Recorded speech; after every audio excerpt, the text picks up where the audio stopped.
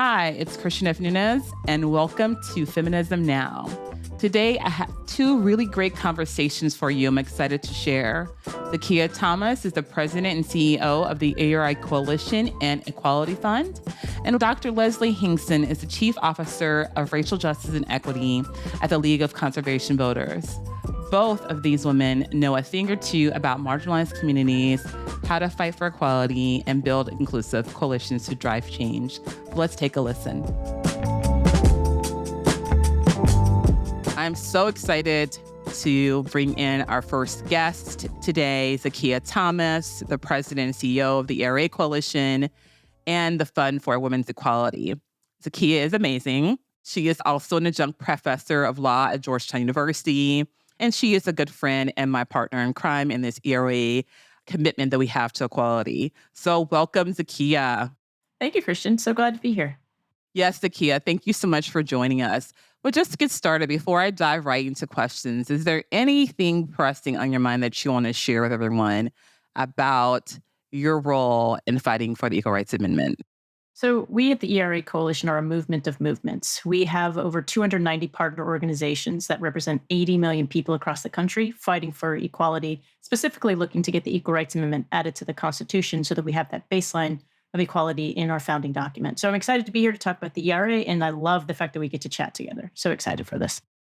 And I will tell you, Zakiya is changing the game in fighting for the Equal Rights Amendment, making sure that it is an intersectional fight, that it is full gender equality, and is looking from an intersectional perspective. So I just want to give her kudos for the work that she's doing, leading the ERA Coalition. This is something that's the heart of Now's mission, the heart of your organization, but also something that's so prevalent happening in Congress right now. So for those who don't really know, can you explain what the Equal Rights Amendment really is talking about and why it's so important for us to get this, enshrined into our Constitution? Well, the Equal Rights Amendment was first introduced 100 years ago into Congress, and it really is an extension of the suffrage fight, so the fight for the women's right to vote in the United States. And we acknowledge that, the right to vote was won for some women in the United States, and others of us, particularly women of color, had a longer way to go to get there. But this is an offshoot of and an extension of that fight for the basic form of equality in our country. And that's really making sure that people are not discriminated against on the basis of sex in our Constitution. Right now, if you look in the Constitution, there aren't any protections that prevent people from discrimination on the basis of sex. So 50 years ago, the Equal Rights Amendment was actually passed in both houses of Congress with bipartisan support, something we rarely see these days. And then in 2020, the last state needed to ratify the Equal Rights Amendment was Virginia, my home state, ratified the Equal Rights Amendment. And so natural next step would be for the archivist to publish the amendment. That didn't happen. And so we're continuing the fight right now. And as you mentioned, we have multiple bills in Congress right now, for the first time led by women of color and women in the Senate as well, that affirm that the Equal Rights Amendment has met all of the requirements to be added to the Constitution and that it is the law of the land and calling on the archivist to publish. So when you talk about what the Equal Rights Amendment does, it's a very foundational principle. And that's really what it is. It's a principle that in the promise of equality for all and not to be denied on the basis of sex. So it's a very basic premise upon which we can build a better future for our country. So it strengthens the laws we already have on the books. So if you think about the Violence Against Women Act, the Title IX requirements, a lot of those issues have been gutted or rolled back because there is no foundation in our Constitution for those discriminations not to happen. The laws that we thought were there to protect us actually don't have the teeth. They don't have the ability to protect us the way that a constitutional amendment would.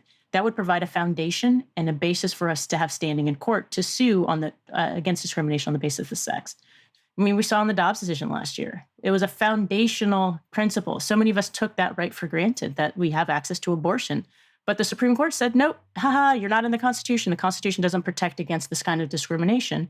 And they even went even further and said, okay, well, next we're probably going to go after same-sex marriage. We're going to go after contraception. And so we see this rollback of our rights. And we at the ERA Coalition are very strongly believe that we can be the stopgap for that. We can be the counterbalance to this rollback of rights by getting the Equal Rights Amendment added to the Constitution. We can push back and say, hey, nope, we're not doing that. You're not taking more of our rights. Our Constitution should empower people, and it should not take away rights that they thought they had sacred. Yeah, and you bring up a great point because I think that so many people really don't understand the importance of the Equal Rights Amendment and how it has a direct impact on everyday living. And when you brought up the Dobbs decision, it's so important because many people just took that for granted. They took that right for granted. And then for the first time, in decades, women like grandmothers are seeing that their granddaughters have less rights than they have. And we still have people saying that we don't need it, but we absolutely need it. Women are not fully protected. And as long as we have people and lawmakers and judges and everyone else who wants to go back and utilize the founding principles of the Constitution as their reason for not granting rights, it's even more reason why we have to continue to push forward and say that women can't ever fully be protected if we do not have the Equal Rights Amendment. And I think many people miss that point. They think it's just an amendment and that's it. And it makes no difference in our everyday lives.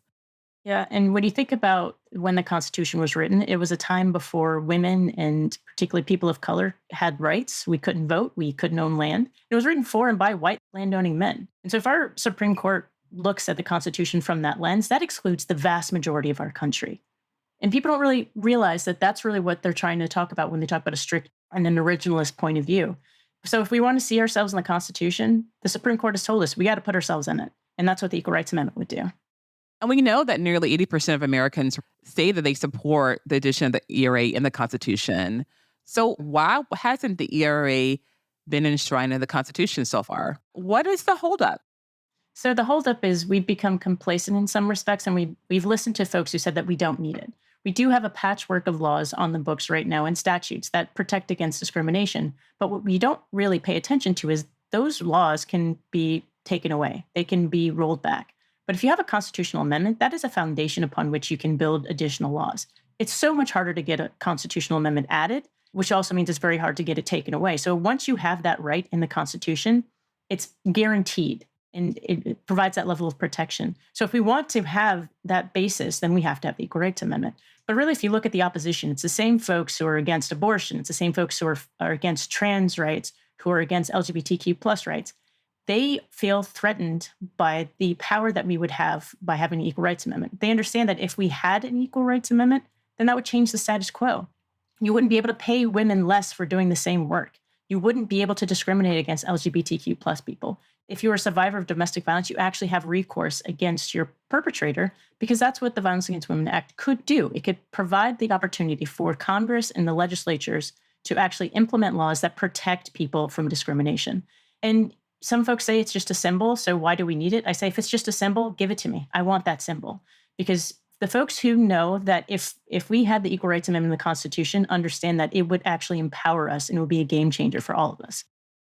Absolutely. And I think it's important when you say power because this really is about power struggle. It's power and control, right? We have people who just really don't want to level the playing field. They do not want to see gender equality. They don't want to see people have the same ability to have access and power. That's really what it is. If we really tell you the truth, correct? Wouldn't you agree?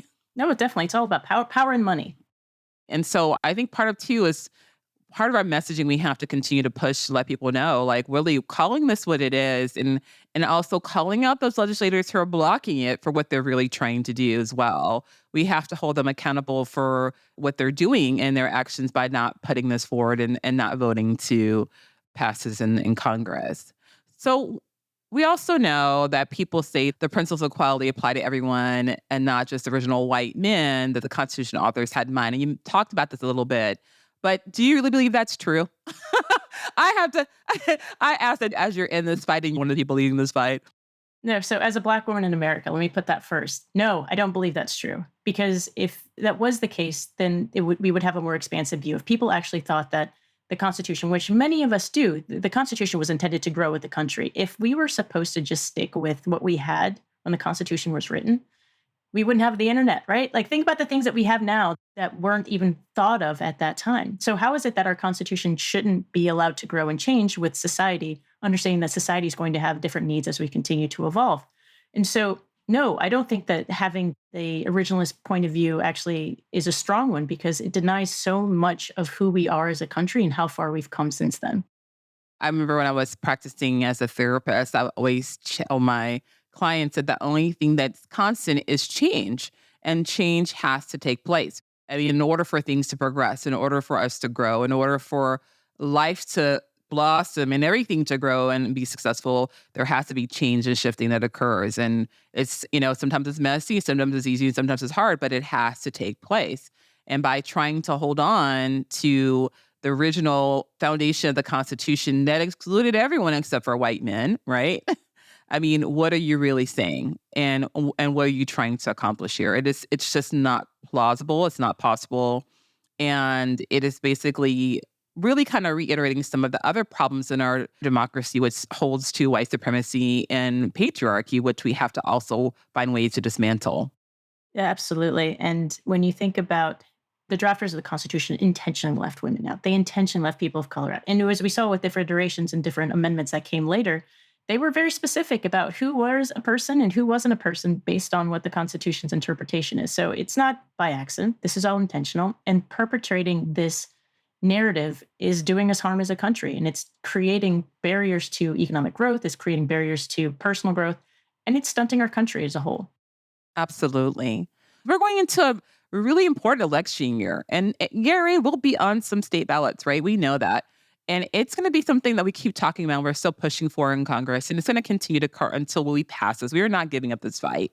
But how do we get our allies and our advocates and activists to be able to communicate this conversation about the ERA in digestible terms so they can tell their family members and friends why it's so important that we put pressure on Congress and why it's so important that we need the ERA in the Constitution? So we're actually looking at that. The ERA coalition is heading into our 10th year next year. And so part of that forward view is trying to bring our coalition partners more closely aligned in our messaging and talking about, okay, how do these issues overlap? We know that we're facing the same threats, whether it's voting rights, abortion access, LGBTQ plus issues, equality issues across the board. The enemy is the same. And so we are bringing together our coalition partners in a more concerted way to talk about how do we have this cross messaging so that we can amplify each other. We have an audience of 80 million people just in our coalition alone. So think about what that change could be if everyone was talking about the Equal Rights Amendment. So part of this is also public awareness and education. So coming on podcasts like this, talking, trying to get in front of the news. It's quite funny. I have folks who always say, well, why aren't you guys on the news? I say, do you know how expensive it is to get on the news? But they don't realize that there's a lot of money in our systems right now, and a lot of money is keeping us from having the full equality that we need to. We actually just did a project this past couple of months with our interns looking at who are the members of Congress who are likely to vote for the Equal Rights Amendment bills. And we took it a step further to say, who's funding them? And is it likely that they are going to change their point of view if they're getting hundreds of thousands of dollars from a donor who is against equality? Are they really likely to change their vote and vote with us? Probably not. They listen to money and power. Usually those two things are the same thing. And we don't have money, but we do have people power. And we're trying to leverage that to make sure that more people know about the Equal Rights Amendment and know who are the folks who are denying them from having that equality. That brings me right into my next point. So I'm so glad you're talking about who are denying us from having equality, but who are our allies in Congress? Who can we have our listeners call to find out what they can do to make sure they're getting reelected, right? But also supporting their campaigns, funding their campaigns, so because they are our allies for the Equal Rights Amendment. Who do we have in Congress that are those people? So let's start with the Senate. So the Senate had, for the first time in 40 years, they had a vote on the Equal Rights Amendment, on the legislation affirming the Equal Rights Amendment. We had a majority of support in the Senate, but we didn't have enough to bypass a filibuster. So we need two more senators to affirm that they're willing to bypass the filibuster in order to get the Equal Rights Amendment to the floor. So it's not surprising. It does fall along party lines. Most of the Democrats have voted for the Equal Rights Amendment. I think all of them actually voted for the Equal Rights Amendment bill. But we're trying to get the usual suspects to change their minds and actually vote down the filibuster to actually bring the bill to a floor so we can have this resolution passed. Because we know that we have the majority of the Senate already supporting it. We may not have 60 votes because there are Republicans who are against it. And you'll have to ask them their reasons, most likely their money. So we know that those are the folks that we need to talk to bypass a filibuster in order to get the bill to the floor.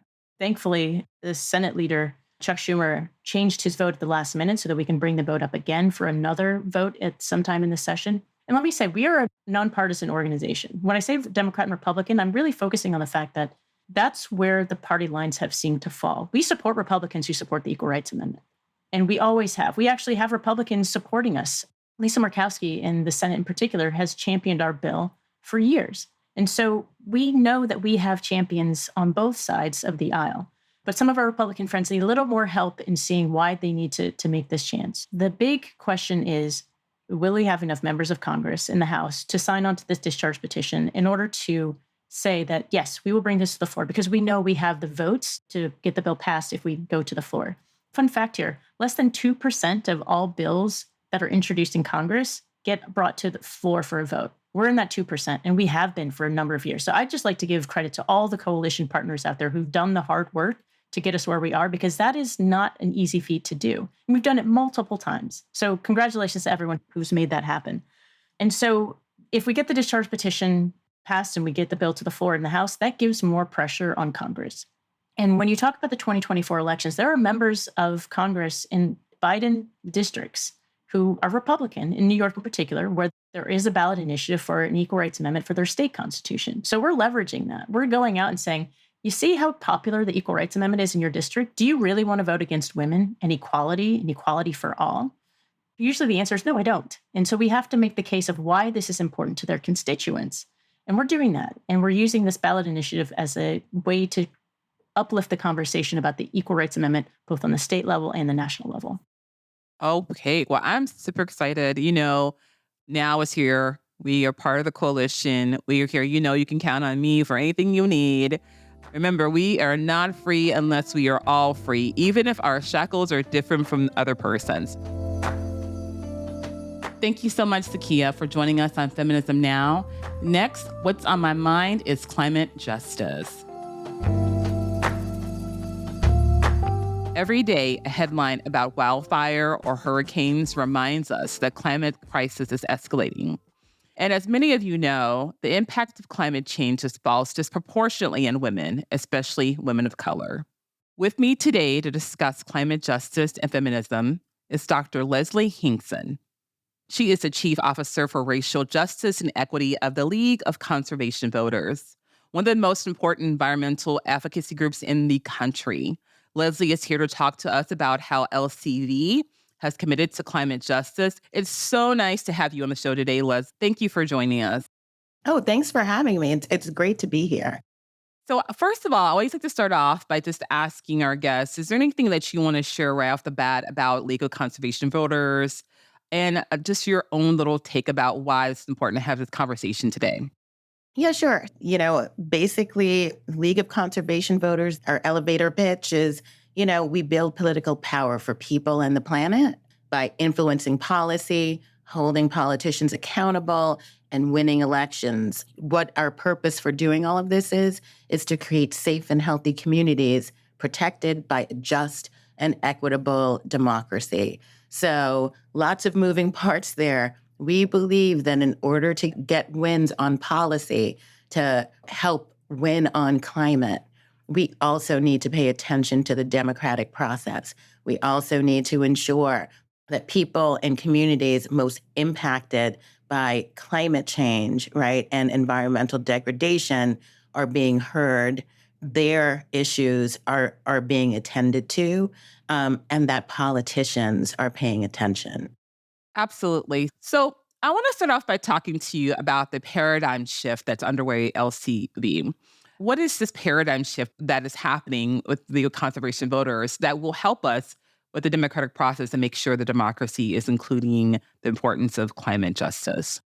I think around 7 years ago, 7.5 years ago, the League of Conservation Voters decided, and this is before I showed up at LCV, so credit is not mine, decided that the organization and its partners could not even begin to win on climate without actually building the broadest coalition possible. So the organization decided we need to actually commit to not just saying we value racial justice, we value equity, but we need to figure out how to center those values in all of the work that we do, in how we consider policy, in how we organize, in how we communicate, even in how we fundraise. And so basically, we have been undergoing an organizational change process over time so that rather than just changing what we do, we change how we do it and how we think about it. And so that requires a paradigm shift. It's not just checking boxes. Yeah, absolutely. And I think it's important too, because part of sometimes we hear that saying about putting on the lens, right? And having the lens. And some people don't like it, but I actually like the saying about having the lens on of racial justice and gender equity, because what it's doing is it's saying that you are looking at every single thing you do from that perspective. You're making sure that that's included in how you do policy and how you do your organizational culture and policies, your legislative advocacy, your interactions, your relationship building. So, it sounds like a lot of what you all are doing at LCB is making sure that everything you do and the work you do is integrated and understanding the narratives of the people. So I applaud you all for doing that. You mentioned bigger tent. Can you elaborate on bigger tent for the listeners? Yeah, sure. So, if we think about sort of the history of the conservation movement, very white, male centered, and also very elite. When we thought about conservation way back when, it was being able to conserve spaces, for example, for wealthy white men to go hunting. That was the purpose of conservation. And regardless of whether there were people already existing on the land. So, in creating a big tent, it means saying, number one, who are folks who actually do care about these issues? And number two, who are the folks who could stand to gain the most, right, from our movement? So how do we create a movement where we meet our goal by also ensuring that no further harm is done to people who have been most impacted, usually due to a legacy of, structural racism, things like redlining, things like turning a blind eye to the practices of corporations, big oil in particular. And how do we build trust? 'Cause that's another thing.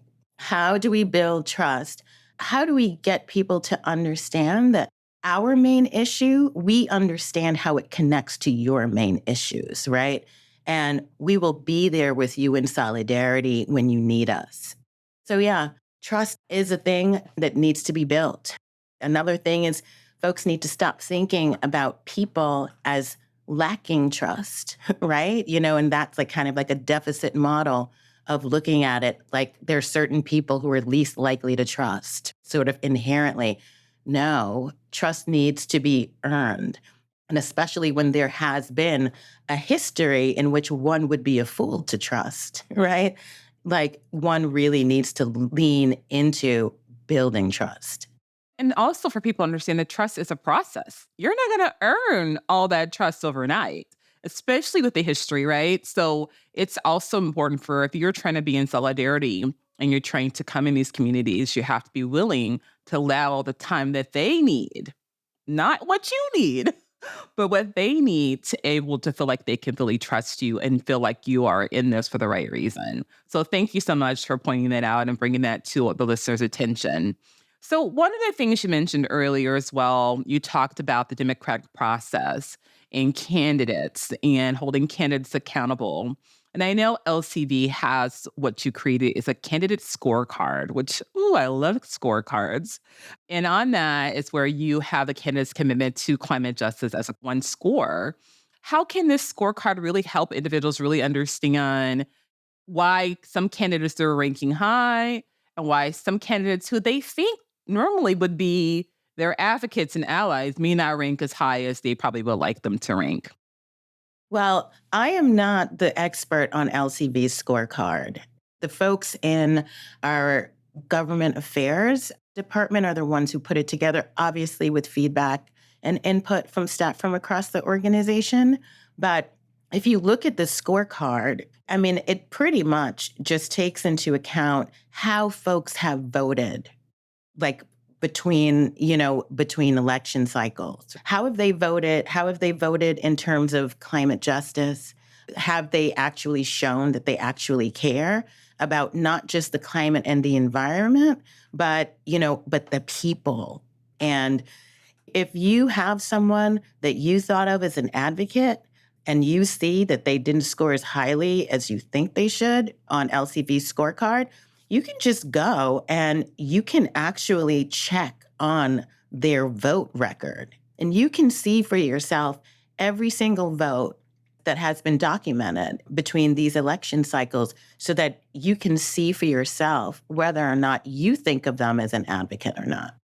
Absolutely. So in the scorecard, when we're talking about climate and how they're getting voted on climate, one of the things I want to make sure is the listeners fully understand what might come into that, what you're looking at under climate justice. Because sometimes I think people only think water and energy. So could you, Dr. Hinkson, elaborate on exactly what all falls under the climate justice movement? So when we think about climate justice, we're not just thinking about the polar ice caps, right? Melting. We're thinking about the impacts on actual people. And when we think about climate justice, we're thinking about intersectional issues. We cannot talk about, for example, the impacts of polluted water if we don't also pay attention to the history of how that water got polluted and who lived in those places, how they got to be there, and how it's so incredibly easy to target people who have very limited mobility because of both laws that make their ability to move from place to place difficult, but also the economic constraints that things like, an unfair and unjust labor market impose on folks, right? So climate justice thinks about all of these things together. In climate change and climate justice, we keep hearing about women of color being most impacted by climate change issues. Why are we seeing women of color disproportionately represented with the effects of climate change? If we're thinking about that's globally, that is 1,000% the case, right? And the other thing that I will say is women of color are not just disproportionately impacted, like they are actually disproportionately represented in being champions for climate justice, right? So that is another thing. When we talk about climate justice and environmental justice being intersectional movements, another dot that people usually don't connect is reproductive justice. Reproductive justice is a core part of environmental justice. When we think about things like we can talk about the racial disparities in maternal mortality and morbidity. We think about racial disparities in infant mortality and morbidity. We see connections to environmental pollution and environmental racism. I don't know if you've read Harriet Washington's book, A Terrible Thing to Waste. She focuses, I believe it's Anniston, Alabama, and just sort of the impacts of PCBs and other toxins, not just in terms of birthing outcomes, but over the life course, right?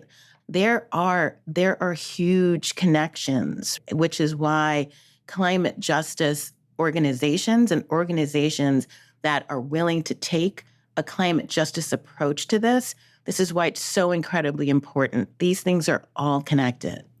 Dr. Hinkson, how do we lean into a just, clean transition and ensure that mistakes of the past that we've made don't continue repeating themselves? Well, they say Mark Twain said it, but he didn't. History doesn't repeat itself, but it rhymes. You know what I mean? So it's not always exactly the same, but we can learn lessons. And I think about, back in the day when people were like, oil is going to revolutionize how we live, right? And it's going to make all of our lives better. Well, it didn't make everyone's life better because we did not attend to the negative impacts of oil production and how it would impact very real people and also the climate and also the environment. And now we have an opportunity now that things are moving forward with clean energy being like, this is what we're going to lean into. we also need to make sure that we look back to the ways in which coal and oil in particular help to destroy communities, help to destroy lives, and help to destroy our climate, and make sure that we take lessons from that. Is there a way for us to reap the benefits without putting all of the cost on specific subgroups, not just within our country, but across the globe? I think that's a good lesson and takeaway for us. For any other takeaways you would like our listeners to know about LCV or your mission for climate justice and the climate, just climate change in general? Just the huge takeaway is, LCV, we're still learning, right? We're still learning. We are leaning into partnerships. We are leaning into working in communities on the ground to hear from them what it is they need, right? And how we can support them. And LCV also has more than 30 state affiliates, right? Who are working both statewide and also locally to actually address the needs of folks on the ground in those states. We just have a very real opportunity to reach folks where they are across the country and together help formulate solutions to helping to create and maintain a healthier planet, but more importantly, to ensure that the people that populate this planet are healthy and have access to clean water and clean air, which are just truly integral. When I decided to take this job, there were definitely folks from my community who were like, why are you going to do that? Our community has so many more basic needs. Then I'd have to say, what's more basic than air and water? We need those things. And I can walk and chew gum at the same time. And that's what LCV tries to do. It tries to walk and chew gum at the same time. Let's think about climate policy. Let's think about what that looks like locally. And let's think about other issues like, hey, if your vote is suppressed, how do you get to go out and actually ask politicians for what it is your community actually needs? So understanding that this is all just very complex, but thinking about this in sort of a more complex, a more intentional, and a more intersectional way is, I think, the only way to get to real solutions. It's a complex problem, and there's not going to be one silver bullet, one simple solution to help get us out of it. Absolutely. Well, thank you so much. Now is here. Any way that we can be supportive as an organization with you, please let us know. Please reach out. I thank you so much, Dr. Leslie Hinkson, for coming on the show today. And thank you all for joining us today. We are out of time, but we still want to hear from you. Our email address is feminismnow@now.org. So please, please, please share your thoughts, what you think is important for us to talk about. Thank you for joining us. Have a great day.